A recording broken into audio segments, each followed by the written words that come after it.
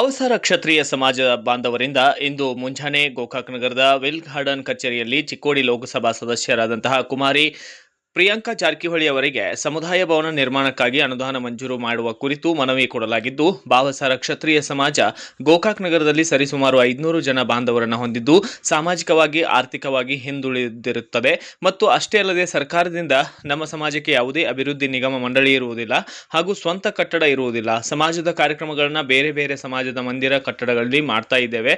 ಸಭೆ ಸಮಾರಂಭಗಳನ್ನು ನಡೆಸಲು ಸುಸಜ್ಜಿತವಾದ ಕಟ್ಟಡ ಇಲ್ಲದೆ ಇರುವುದರಿಂದ ತೀವ್ರ ತೊಂದರೆಯಾಗುತ್ತಿದ್ದು, ಗೋಕಾಕ್ ತಾಲೂಕಿನ ಲೋಳ್ಸೂರು ಗ್ರಾಮ ಪಂಚಾಯತ್ ವ್ಯಾಪ್ತಿಯ ಸಿಂಗಳಪುರ ಗ್ರಾಮದಲ್ಲಿ ಹದ್ದಿನಲ್ಲಿ ಆಸ್ತಿ ನಂಬರ್ 986/3ರಲ್ಲಿ ನಮ್ಮ ಸಮಾಜದ 6 ಗುಂಟೆ ಖಾಲಿ ನಿವೇಶನ ಇದ್ದು, ಈ ನಿವೇಶನದಲ್ಲಿ ಸಮುದಾಯ ಭವನ ನಿರ್ಮಿಸಲು ತೀರ್ಮಾನಿಸಿದ್ದು, ಈ ಸಮುದಾಯ ಭವನದ ನಿರ್ಮಾಣಕ್ಕಾಗಿ ಸರಿಸುಮಾರು 73.30 ಲಕ್ಷ ವೆಚ್ಚವಾಗಲಿದೆ.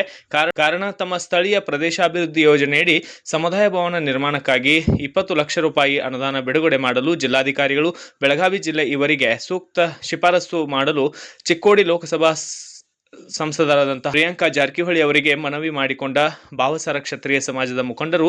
ಈ ಸಂದರ್ಭದಲ್ಲಿ ಭಾವಸಾರ ಕ್ಷತ್ರಿಯ ಸಮಾಜದ ಉಪಾಧ್ಯಕ್ಷರಾದ ನಾಗೇಂದ್ರ ಮಾತಾಡೆ, ಇನ್ನುಳಿದ ಕಾರ್ಯಕರ್ತರು, ಸಮಾಜದ ಹಿರಿಯರು, ಯುವಕರು ಸೇರಿದಂತೆ ಮಹಿಳಾ ಮಂಡಲದ ಅಧ್ಯಕ್ಷರು ಸ್ಮಿತಾ ಮಾತಾಡೆ ಮತ್ತು ಮಹಿಳಾ ಮಂಡಲ ಸದಸ್ಯರು ಈ ಸಂದರ್ಭದಲ್ಲಿ ಭಾಗಿಯಾಗಿದ್ದರು. ಬ್ಯೂರೋ ರಿಪೋರ್ಟ್ ಪ್ರಸಾದ್ ರಣಸುಬೆ, ಇನ್ ಗೋಕಾಕ್ ನ್ಯೂಸ್, ಗೋಕಾಕ್.